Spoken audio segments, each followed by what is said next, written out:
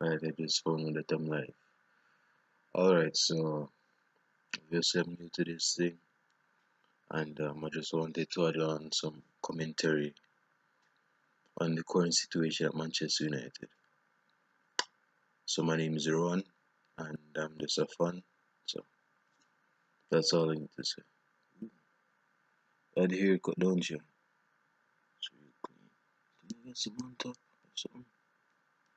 Yeah, better. Um, I just want to say a few stuff.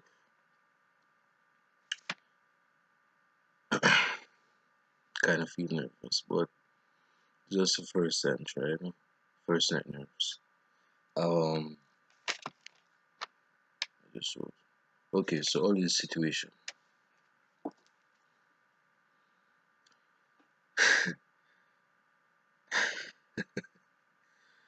This is the thing you have to understand. And I don't want to get this wrong. So I'll just sort of punch it. See, Ole is a great player for Manchester United. And any Manchester United fan that says otherwise is lying to themselves. I mean, without that goal he scored 20 years ago, almost 21 years ago, we wouldn't have a trouble. But we do, so whatever. But as a manager, Ole has a lot of questions to ask himself and the squad. Now, Ole is no top manager. Let's just get a total. He's no top manager. He's no top manager. But since he's in charge of Manchester United, um, we just have to give him that respect. I'm not Ole in, neither am I out, but I'll just say that United can be better. I think Ole scammed United in terms of see when you have to understand when Ole came in as intern manager, the style of football changed dramatically. I mean, when we played to Cardiff away, sometime December last year, no, the other year, you have to understand that the football changed in terms of the way the forward three interchange. We had Rashford, Martial, Lingard was doing bits, and Pogba was on form.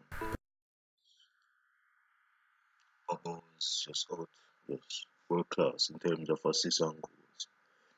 So, as a caretaker manager, Ole, yeah, United play some of the best football I've seen in a couple of years, and that's real talk, real talk. Under Ole as a caretaker manager.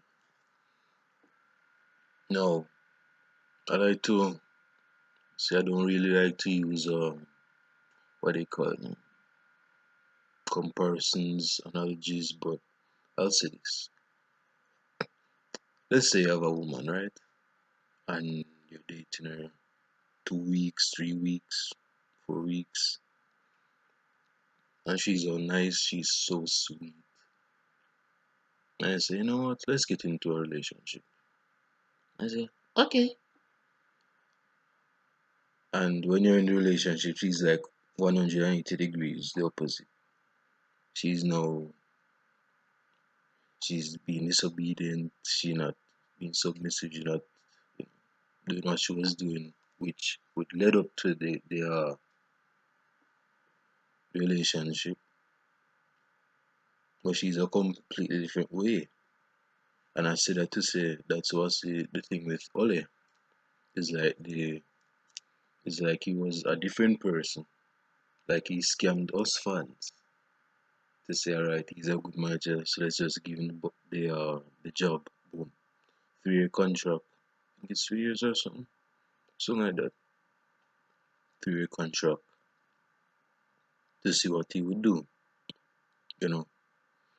And lo and behold, there are fans that want Ole out because football has not improved. The squad is not as strong as it should be. Get into that. Get into that. See, I don't want this video to get long, but I have to put this out there. This is one of the worst squads I've ever seen as a Manchester United supporter. Well, you say, oh, well, probably you're young, so I mean, what are you talking about? I mean, we are relying on the talent of Greenwood, which I'll get into in a second, Rashford, Tony, and other players. So that would transition me into Maguire. Recently, I've seen on Twitter that Maguire is injured. I just wanted to give some random commentary on Harry Maguire.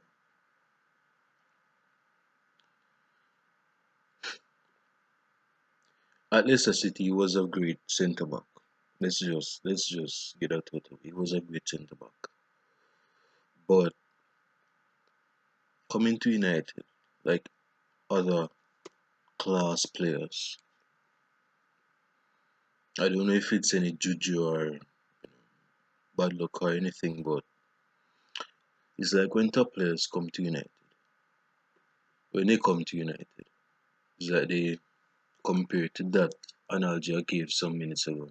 It's like they just change. You know what I'm saying? Um, for example, Di Maria, great player, actually was United, not United, Real Madrid's best player before he left. But yeah, yeah, he was he was very world class, man. Especially in that last El Clasico match. Di Maria, Falcao. I guess Falcao could be excused because he had an injury and it was very gruesome. So you have Depay, Memphis Depay, and Schweini. Well, Schweinsteiger, I should say, Bastian Schweinsteiger. Schweini was coming to the end of his career and he was passing. So other top players,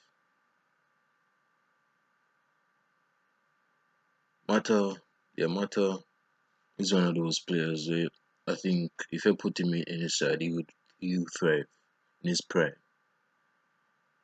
Another player which would segue in his squad is Rashford. When Rashford came out of the academy and scored those 2 goals against that side in, I think it was Europa League, I was saying this boy is going to be some talent.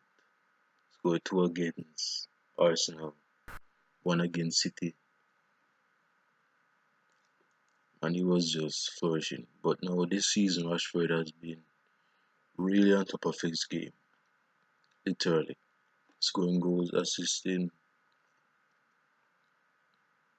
Yeah, he's very his pace. But this is the problem I have with Manchester, and I don't want this video to go long. I think United has a problem with breaking low block teams down. Low block teams down. For those are ignorant to the low block. And again, I'm no football profession. I'm just a guy adding random commentary. But I have some good points. Um, yeah, when you're playing low block, that means your defensive line is like if it could be on the line, the 18-yard line, or behind. For example, when Leicester won the league in 2015-2016, they played a low block line when they were without the ball and were attacking the counter attack. When United is playing with a low block team, like for instance a Burnley or Sometimes some teams will play low block now. Probably Stoke. I mean, when Stoke was in their streak of form, I would say Stoke. I mean, it was hard for Stoke to. It's hard for teams to play at Stoke and against Stoke because they're very a physical team. And I feel that with this current Manchester United squad, a young squad by the way, um, they're finding it difficult to break them down. For example, when United is playing the top teams like the top six, it is very deadly, man. Because I mean, the spacing behind for the players like Daniel James, who has been a great signing so far, Rashford, and Tony, and Greenwood, is the intricacy of the play. It's very, yeah. But in terms of the low block, I think they're very struggling. They have to be more tactful in their play, more tactful, more. They have to be more smarter. But they're young, they're naive, so I guess they'll grow it out to their system. But we need an experienced attacker or a number 10. Coming to that in a second. A midfielder to break the lines, like spread the passes behind defenders. I wonder who we can rely on that with. So this is my final point.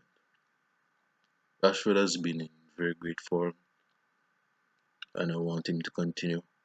There have been persons that are saying that he's not good as a number 9.